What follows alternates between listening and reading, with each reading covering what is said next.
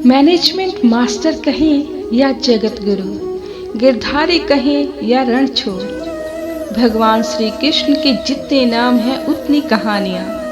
जीवन जीने के तरीके को अगर किसी ने परिभाषित किया है तो वो श्री कृष्ण है। कर्म से होकर परमात्मा तक जाने वाले मार्ग को उन्हीं ने बताया है। संसार से वैराग्य को सिरे से नकारा, कर्म का कोई विकल्प नहीं, ये सिद्ध किया।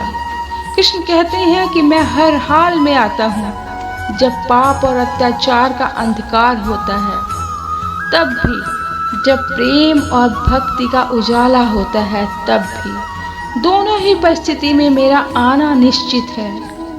वैसे तो श्री कृष्ण का संपूर्ण जीवन ही एक प्रबंधन की किताब है, जिसे सैकड़ों हजारों बार सुना जा चुका है। कुरुक्षेत्र में दो सेनाओं के बीच खड़े होकर भारी तनाव के समय श्री कृष्ण ने अर्जुन को जो ज्ञान दिया, वो दुनिया का सर्वश्रेष्ठतम ज्ञान है। श्रीमद् भगवत गीता का जन्म युद्ध के मैदान में दो सेनाओं के बीच हुआ। जीवन की श्रेष्ठतम बातें भरी तनाव और दबाव में ही होती हैं। अगर आप दिमाग को शांत और मन को स्थिर रखने की कोशिश करें तो सबसे बुरी परिस्थितियों में भी आप अपने लिए कुछ बेहतर निकाल पाएंगे। ये श्री कृष्ण सिखाते हैं कि गीता पढ़ने से पहले अगर इसी बात को समझ लिया जाए तो गीता पढ़ना सफल हुआ। कृष्ण का जीवन ऐसी ही बातों से भरा पड़ा है। जरूरत है नजरिए की। उनका जीवन आपके लिए माइथोलॉजी का एक हिस्सा मात्र भी हो सकता है और आपका पूरा जीवन बदल कर रख देने वाला ज्ञान भी। आवश्यकता है हमारी है कि हम उनके जीवन से लेना क्या चाहते हैं। कृष्ण मात्र कथाओं में पढ़ा या सुना जाने वाला पात्र नहीं है, वो चरित्र और व्यवहार में उतारे जाने वाले देवता हैं। कृष्ण से सीखें कैसे जीवन को श्रेष्ठ बनाया जाए। 10 बातें हैं जो अगर व्यवहार में उतार ली जाएं तो सफलता निश्चित मिलेगी।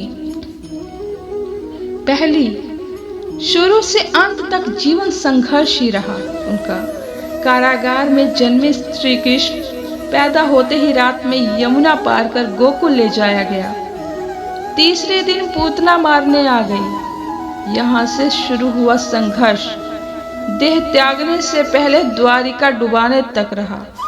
कृष्ण का जीवन कहता है कि आप कोई भी हो, संसार में आए हैं तो संघर्ष हमेशा रहेगा। मानव जीवन में आकर परमात्मा भी संसारिक चुनौतियों से बच नहीं सकता। कृष्ण ने कभी किसी बात की शिकायत नहीं की, हर परिस्थिति को जिया और जीता। कृष्ण कहते हैं कि परिस्थितियों से भागो मत, उसके सामने डट कर खड़े हो जाओ, क्योंकि कर्म करना ही मानव जीवन का पहला कर्तव्य है। हर कर्मों से ही परेशानियों से जीत सकते हैं। दूसरा शब्द स्वस्थ शरीर से ही विजय है। कृष्ण का बचपन माखन मिश्री खाते हुए गुजरा। आज भी लोग भोग लगाते हैं, लेकिन ये संकेत कुछ और है। आहार अच्छा हो, शुद्ध हो, बल देने वाला हो। बचपन में शरीर को अच्छा आहार मिलेगा तो ही इंसान युवा होकर वीर बनेगा। शरीर को स्वस्थ रखना है तो बचपन से ध्यान देने की जरूरत है। ये पेरेंटिंग के दौर से गुजर रहे हैं। युवाओं के लिए बड़ा मैसेज है। अपने बच्चों को ऐसा खाना दें जो उनको बल दे, सिर्फ स्वाद के लिए नहीं खाएं। तभी वे बड़े होकर स्वयं को और समाज को सही दिशा में ले जा पाएंगे। तीसरा पॉइंट, पढ़ाई किताबी ना हो, रचनात्मक भी हो। कृष्ण कहते हैं कि कृष्ण ने अपनी शिक्षा मध्य प्रदेश के उज्जैन में संदीपनी ऋषि के आश्रम में रहकर पूरी की थी। कहा जाता है कि 64 दिन में उन्होंने 64 कलाओं का ज्ञान हासिल कर लिया था। वैदिक ज्ञान के अलावा उन्होंने कलाएं सीखी। शिक्षा ऐसी ही होनी चाहिए। जो हमारे व्यक्तित्व का रचनात्मक विकास करे। संगीत, नृत्य, युद्ध सहित 64 कलाओं में श्री कृष्ण के व्यक्तित्व का हिस्सा है। बच्चों में कोरा ज्ञान न भरे, उनके रचनात्मक को नए आयाम मिले, ऐसी शिक्षा व्यवस्था हो। चौथा पॉइंट, रिश्तों से ही जीवन है, बिना रिश्तों के कुछ नहीं। कृष्ण ने जीवन भर कभी उन लोगों का साथ नहीं छोड़ा जिनको मन से अपना माना। कृष्ण से वे विवाहावस्था में मिले, ऐसा महाभारत कहती है। लेकिन अर्जुन से उनका रिश्ता हमेशा मन का रहा। सुदामा हो या उद्धव, कृष्ण ने जिसे अपना मान लिया उसका साथ जीवन भर दिया। रिश्तों के लिए कृष्ण ने कई लड़ाइयां लड़ी और रिश्तों से ही कई लड़ाइयां जीती। उनका सीधा संदेश है कि संसारिक इंसान की सबसे बड़ी धरोहर रिश्ते ही हैं।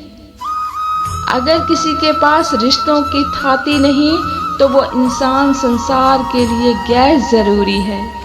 इसलिए अपने रिश्तों को दिल से जिए और दिमाग से नहीं।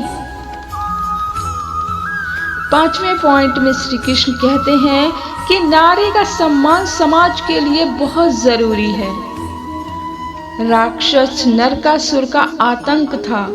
करीब 16,100 महिलाओं को उसने अपने महल में कैद किया था। महिलाओं से बलात्कार में उसे सुख मिलता था। कृष्ण ने उसे मारा, सभी महिलाओं को मुक्त कराया, लेकिन सामाजिक कुरीतियां तब भी थी। उन महिलाओं को अपनाने वाला कोई नहीं था। वो श्री कृष्ण की गोपियां थी, जिन्हें आज हम उनकी गोपियों के नाम से जानते हैं कि श्री कृष्ण की 16,100 गोपियां थीं। खुद उनके घर वालों ने उन्हें दूषित मानकर त्याग दिया था। वो कुरीतियां जो पहले भी थी वो आज भी हैं। ऐसे में श्री कृष्ण आगे आए, सभी 16,100 गोपियों को अपनी पत्नी का दर्जा दिया। समाज में उन्हें समान के साथ रहने के लिए स्थान दिलाया। कृष्ण ने हमेशा नारी को शक्ति बताया, उसके सम्मान के लिए तत्पर रहे। पूरी महाभारत नारी के सम्मान के लिए लड़ी गई। सो आप श्री कृष्ण भक्त हैं तो अपने आसपास की महिलाओं का पूरा सम्मान करें। कृष्ण की कृपा पाने का यह सरलतम मार्ग है। 6वां पॉइंट, आपके मतभेद अगली पीढ़ी के लिए बाधा ना बने। कम ही लोग जानते हैं कि जिस दुर्योधन के खिलाफ श्री कृष्ण ने आजीवन पांडवों का साथ दिया, उसकी मौत का उनकी कूटनीति ही बनी थी। वो ही दुर्योधन रिश्ते में कृष्ण का समधी भी था। कृष्ण के पुत्र सांब ने दुर्योधन की बेटी लक्ष्मणा का अपहरण करके उससे विवाह किया था, क्योंकि लक्ष्मणा सांब से विवाह करना चाहती थी, लेकिन दुर्योधन के खिलाफ था। सांब को कौरवों ने बंदी भी बनाया था। तब कृष्ण ने दुर्योधन को समझाया था कि हमारे मतभेद अपनी जगह हैं, लेकिन हमारे विचार हमारे बच्चों के भविष्य में बाधा नहीं बनने चाहिए। जो परिवारों के आपसी झगड़े में बच्चों के प्रेम की बलि न चढ़ाए। कृष्ण ने लक्ष्मणा को पूरे सम्मान के साथ अपने यहाँ रखा। दुर्योधन से उनका मतभेद हमेशा रहा, लेकिन उन्होंने इसका प्रभाव कभी लक्ष्मणा और सांब की गृहस्थी पर नहीं पड़ने दिया। 7वां पॉइंट, शांति का मार्ग ही विकास का रास्ता है। कृष्ण ने महाभारत युद्ध के पहले शांति से समझौता करने के लिए पांडवों और कौरवों के बीच मध्यस्थता की। हालांकि दोनों ही पक्ष युद्ध लड़ने के लिए आतुर थे, लेकिन कृष्ण ने हमेशा चाहा कि कैसे भी युद्ध टल जाए। झगड़े से कभी समस्याओं का समाधान नहीं होता। शांति के मार्ग पर चलकर ही हम समाज का रचनात्मक विकास कर सकते हैं। कृष्ण ने समाज की शांति से मन की शांति तक दुनिया को ये समझाया कि कोई भी परेशानी तब तक मिट नहीं सकती जब तक वहां शांति ना हो। फिर चाहे वो समाज हो या हमारा खुद का मन, शांति से ही सुख मिलता है, साधनों से नहीं। 8वां पॉइंट, हमेशा दूरगामी परिणाम सोचें।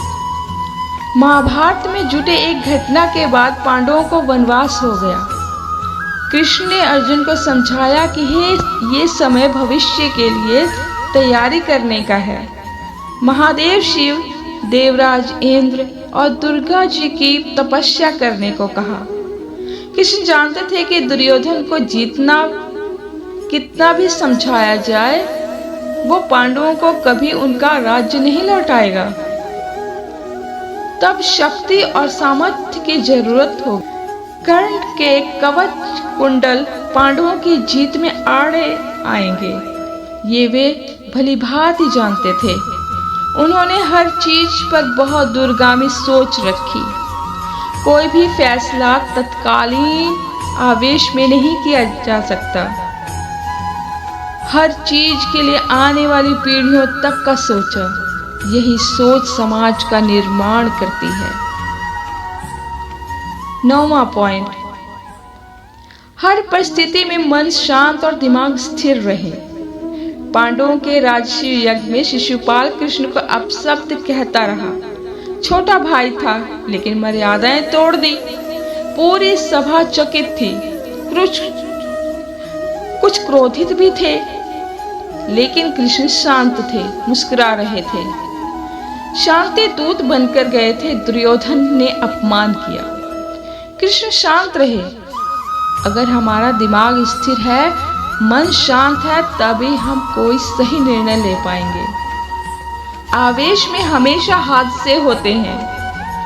श्री कृष्ण सिखाते हैं कि विपरीत परिस्थितियों में भी कभी विचलित नहीं होने का गुण श्री कृष्ण से बेहतर कोई नहीं जानता। 10वां पॉइंट, लीडर बने, श्रेय लेने की होड़ से बचें। कृष्ण ने दुनिया भर के राजाओं को जीता था। जहां ऐसे राजाओं का राज था जो भ्रष्ट थे, जैसे जरासंध, लेकिन कभी किसी राजा का सिंहासन नहीं छीना। कृष्ण के पूरे जीवन में कभी ऐसा नहीं हुआ कि उन्होंने किसी राजा को मारकर उसका शासन खुद लिया हो। जरासंध को मारकर उसके बेटे को राजा बनाया, जो चरित्र का अच्छा था। सभी जगह ऐसे लोगों को बैठाया जो धर्म को जानते थे।